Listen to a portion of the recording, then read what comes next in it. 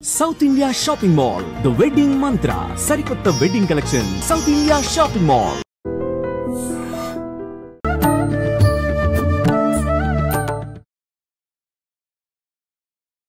నమస్కారం, welcome to I dream. ధర్మ మార్గం విత్ విజిత కార్యక్రమానికి స్వాగతం. ప్రస్తుతం మనతో పాటు ఉన్నారు ప్రముఖ జ్యోతిష వాస్తు పండితులు బ్రహ్మశ్రీ అన్నవరపు తిరుపతి మూర్తి అవధాని గారు. ఇప్పుడు గురుగారితో మాట్లాడి మరిన్ని విషయాలు తెలుసుకుందాం.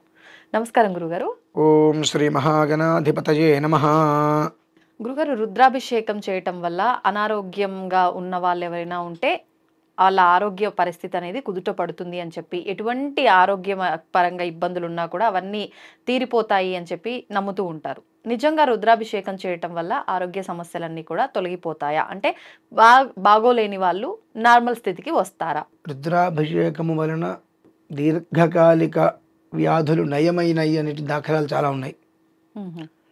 అధ్యవోచదధివక్త ప్రథమో దైవ్యోభిషకు అహీగుశ్చ సర్వాన్ జంభయన్ సర్వాశ్చయాతు ధాన్య. అంటే ఒక్కొక్క దానికి ఒక్కొక్క మంత్రం ఉంటుందండి.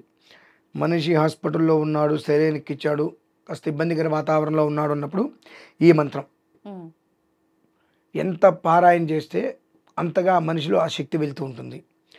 ఇది అనేక దాఖలాలు ఉన్నాయి. కాబట్టి మనకేంటంటే ఇది నిజమా అనేటువంటి ఒక అపనమ్మకంలో మనం ఉంటాం. హాస్పిటల్లో ఉన్నాం, మందులు వాడుతున్నాం కదా, అది మనకు నయం చేసింది అని. ఆ ఒక మందు శరీరంలోకి వెళ్ళి ఎలా అయితే పనిచేస్తుందో అలానే మంత్రం అమ్మ. అదేంటండి, మీరు టాబ్లెట్ వేసుకుంటారు, అది లోపల ఎక్కడ పనిచేస్తుందో మీకు తెలియదుగా, ఎలా పనిచేస్తుందో మీకు తెలియదు. అది తయారు చేసిన డాక్టర్కి మాత్రమే టాబ్లెట్ వాడితే ఎలా పనిచేస్తుందని తెలిసి ఎంత మోతాదు ఏది ఉండాలో రెడీ చేస్తాడు. అతను అలా తయారు చేయడానికి అతని చదువు, అతను ఆ చదువుకు కారణం మళ్ళీ భగవంతుడు, అతని యొక్క భగవంతుడు అనుగ్రహం, గ్రహశక్తి, ఈశ్వరుడు యొక్క పరిపూర్ణ అనుగ్రహం. అధ్యవోచదధివక్త ప్రథమో దైవ్యో భిషకు. భిషకు అంటే వైద్యుడు, భిషక్ అంటే వైద్యుడు, భిషక్ అంటే వైద్యుడు. మొట్టమొదటి వైద్యుడు ఎవరి అంటే భగవంతుడే మళ్ళీ. అందుకనే అన్ని కులాల వారు, అన్ని మతాల వాళ్ళు ఏ సమస్య వచ్చిన వెంటనే డాక్టర్ దగ్గరికి వెళ్తూ ఉంటారు. ఎందువల్లంటే ఆ డాక్టర్నే భగవంతుడిగా కొలుస్తారు వాళ్ళు. సో మొట్టమొదటి వైద్యుడు ఎవరి అంటే డాక్టర్, ఆయన ఈశ్వరుడు. కనుక ఆ రుద్రానికి సంబంధించినటువంటి దాంట్లో ఒక్కొక్క దానికి ఒక్కొక్క మంత్రం. వయస్సు పర్ణ అనేటువంటి ఒక మంత్రం. కన్నుంది, ఈ కళ్ళు మనకు సరిగ్గా కనిపించవు, ఏదైనా ఇబ్బంది వచ్చింది, శుక్లాలు అటువంటి వచ్చి ఆపరేషన్ చేయాల్సిన పరిస్థితి, ఆ పరిస్థితుల్లో కూడా వయస్సు పర్ణ అనేటువంటి మంత్రాన్ని పూర్తిగా విని ఆ నీళ్లు లోపల కంట్లో వేసుకుని ఉంటే 27 రోజుల్లో మొత్తం అంతా క్లియర్ అవుతుంది. ప్రాణానాంగ్రంథిరతిర్ద్రోమా విశాంతక తేనాన్నేనా ఆప్యాయస్వ నమో రుద్రాయ విష్ణవే మృత్యుర్మే పాహి. ప్రాణానాంగ్రంథిరసి, అత్యంత ప్రాణ సంహితమైనటువంటి వ్యాధి ఏదైనా ఉందంటే క్యాన్సర్. క్యాన్సర్ని కూడా ఆ రుద్రం నయం చేస్తుందమ్మా. ముందు అన్నీ మనకు నమ్మకం ఉండాలిగా. అవును, ఒక టాబ్లెట్ వేసుకుంటే తగ్గుతుందా అంటే దాని మీద ఒక నమ్మకం ఉండి వేసుకుంటే వెంటనే అది రిలీఫ్ ఇస్తుంది. అలానే ఆ మంత్రం మీద మనకంటూ ఒక నమ్మకం, ఆ భగవంతుడి మీద ఒక భక్తి అనేటువంటివి మనకుంటే అది మనం వేసుకుంటున్నప్పుడు వెంట దాని యొక్క ప్రభావం మనకు చూపిస్తుంది, ఇమీడియట్లీగా చూపిస్తుందండి. అది అనుభవించిన వాళ్ళు చాలామంది ఉన్నారు. అది నిజమా కాదా అని ఆలోచన చేస్తూ దాని గురించి భూతద్దంలో వెతుకుతూ ప్రాణాలు వదిలేసిన వాళ్ళు చాలామంది ఉన్నారు.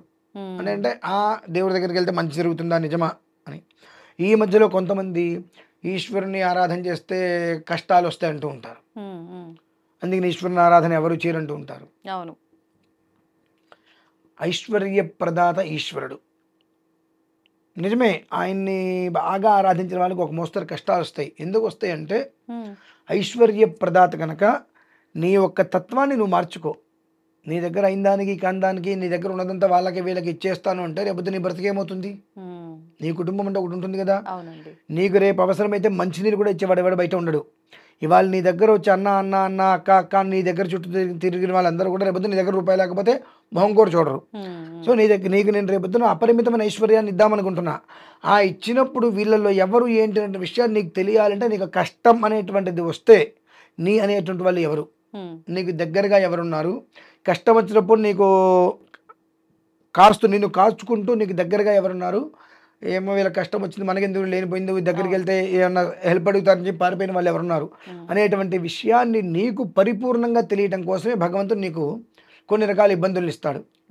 ఆ ఇబ్బందులు నువ్వు కనుక తెలుసుకొని తగు రీతిలో జాగ్రత్తగా ఉండగలిగితే ఆ పరమేశ్వరుడు ఇచ్చేటువంటి అనంతమైన ఐశ్వర్యానికి నువ్వు అర్హురాలుగా అవుతావు. లేదనుకోండి ఎంత డబ్బున్నా మనకు అది పంచదార పాకం పారుతూ ఉంది అన్నట్టుగా వెళ్ళిపోతుంది. మన మనస్తత్వాలు ఎలా ఉండో తెలుసమ్మా, ఈశ్వరుడు అందుకనే నువ్వు ఎంత చేస్తావో చూస్తూ ఉంటాడు ఆయన. మనకు ఒక దాని మీద స్థిరమైన నిర్ణయం ఉండదు. కోతి వంటి మనసు అంటారు కదా, చీమ వంటి మనసు, కోతి వంటి బుద్ధి. చీమ మనసు అంత మంచిది అంటారా? అంటే చిన్నది, దానికి ఒక వ్యవస్థ ఉండదండి. అంటే దానికి ఏం కావాలో కూడా తెలియదు. ఇక్కడ పంచదార ఉంటుంది, ఆ పంచదార తింటూ ఉంటాయి అవి. ఈ పక్కన బియ్యపిండి పోస్తే ఇది వదిలేసి బియ్యపిండి దగ్గరికి వెళ్తాయి, ఆ పక్కన బూందీ వేస్తే అది వదిలేసి దాని దగ్గరికి వెళ్తాయి, ఆ పక్కన ఇంకోటి పోస్తే అటు వెళ్ళిపోతాయి.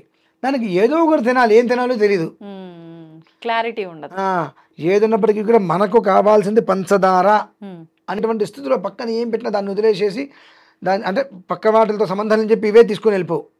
పక్కన పెట్టిందంటే ఈ 4 చీమలు ఒక చీమ అటు వెళ్ళి అని పిలుస్తాయి, ఇవన్నీ వదిలేసి అటు వెళ్ళిపోతుంది. ఏది తీసుకోవాలో తెలీదు అని ఏదో ఒకటి తీసేసుకుంటుంటాయి.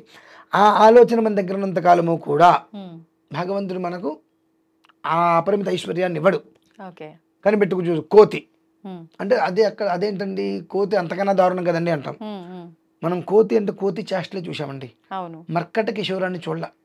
అంటే అండి మర్కట కిషోరము అంటే ఆ కోతి దానికి పిల్ల దాని కడుపుని గట్టిగా పట్టుకుని ఉంటుంది, ఇది చెట్టు మీదకి దూకుతూ వెళ్తుంది, అది గట్టిగా పట్టుకోవాలి, పిల్లే పట్టుకోవాలి. అవును, అది కనుక వదిలేస్తే తల్లి పట్టించుకోడు, నీ చావును వెళ్ళిపోతుంది అది. అలా ఎగురుతున్నప్పుడు దానికి విద్య అదంతా పిల్లకి.